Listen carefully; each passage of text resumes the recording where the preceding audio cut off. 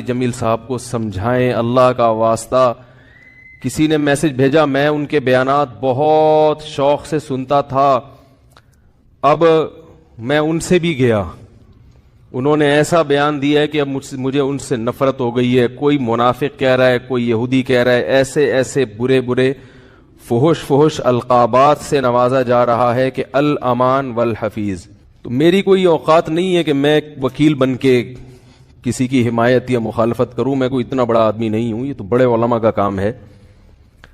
لیکن بڑے علماء ہی کے کہنے پر چند الفاظ, چند گزارشات آپ کے سامنے پیش کر رہا ہوں. آپ کی سمجھ میں آئے مان لیں, نہیں آئے تو میرے خلاف بھی ایک پورا کلپ اور فیس بک پر, کیونکہ ان کی تو پھر بھی اتنی عزت ہے, جب ان کا خیال نہیں کیا تو ہم کس کھیت کی مولی ہیں.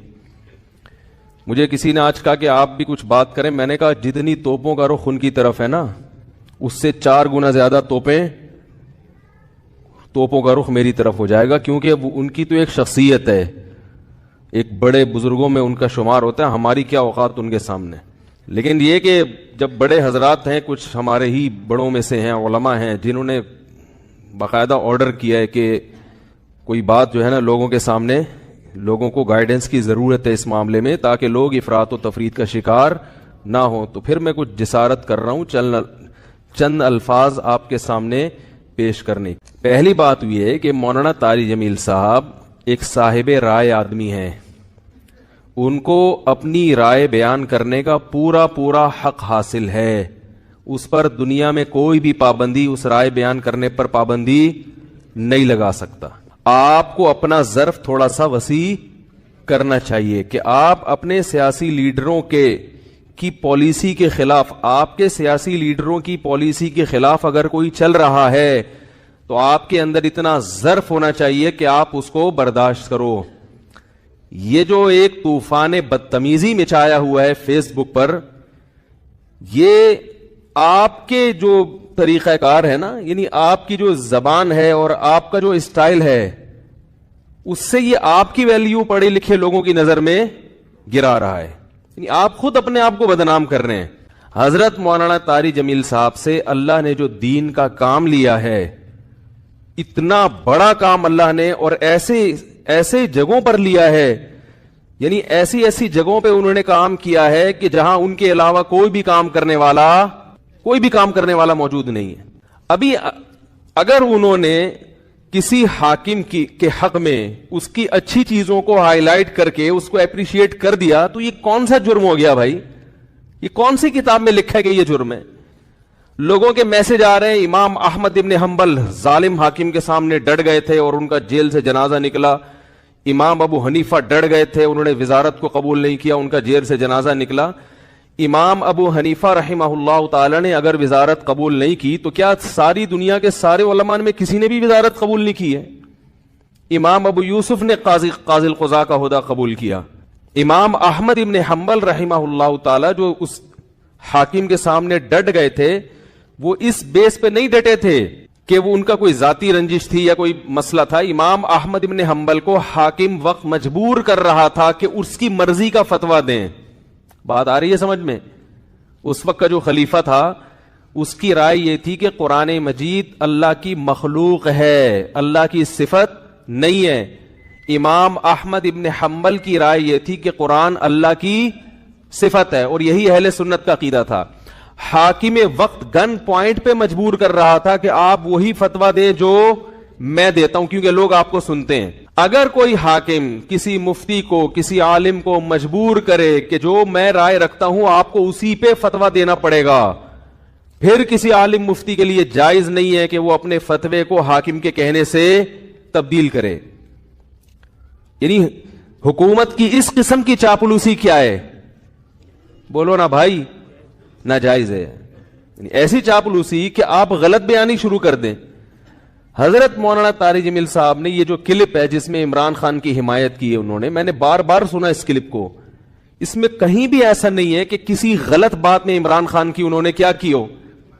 لوگ کہہ رہے ہیں کہ عمران خان کی ابھی اسمبلی نے شراب کا بل پاس نہیں کیا تو مولانا نے اس کی مخالفت کیوں نہیں کی؟ تو مولانا حمایت بھی تو نہیں کی نا. نہیں یار میرا خیال ہے بات, اگر مولانا اس کی حمایت کرتے کہ عمران خان اتنا اچھا آدمی, دیکھو اس کی اسمبلی میں شراب پر بل پیش ہوا اور وہ پاس نہیں ہوا. کتنا اچھا آدمی ہے, ماشاءاللہ ماشاءاللہ, بہت زبردست کام ہو گیا.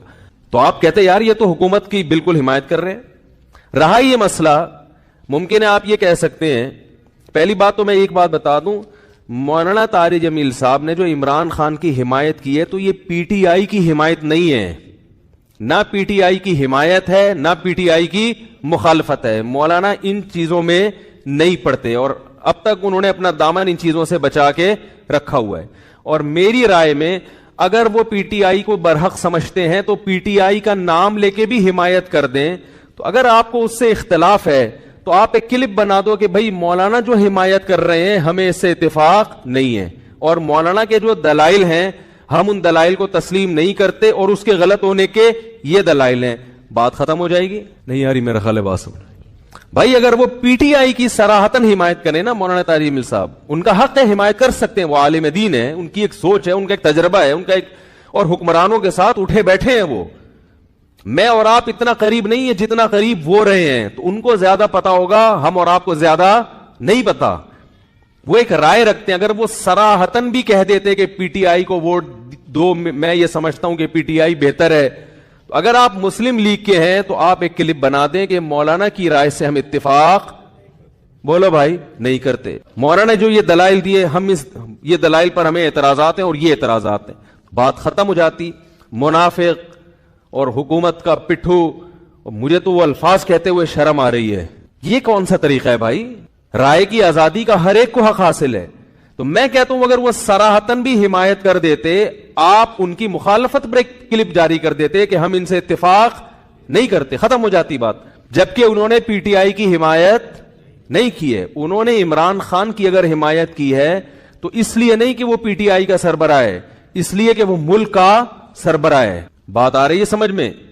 ملک کا سربراہ کوئی بھی ہو, اسلام اس بارے میں ہمیں ہدایات دیتا ہے کہ ملک کے سربراہ سے لڑ کے, اس کی گالی گلوچ کر کے, اس کی مخالفت کر کے آپ اس سے کام نہیں نکلوا سکتے. اسلام میں حکم ہے ملک کے سربراہ کی اطاعت کا, فرما برداری کا, اس کی تعظیم کا, اس کی عزت اور اس کے احترام کا. ہمارے اکابر کی تاریخ ہے یہ. امام احمد ابن حنبل کا جو حاکم وقت سے جھگڑا ہوا تھا, وہ حاکم نے زبردستی گن پوائنٹ پہ اپنی مرضی کا فتویٰ ان سے اگلوانے کا کہا تھا. یہ زیادتی ہو گئی تھی. اس کے باوجود امام احمد بن حنبل کے پاس لوگ آئے اور انہوں نے کہا کہ ہم, آپ قوم کو جمع کریں, ہم اس حاکم کی ایسی کی تیسی کر دیتے ہیں.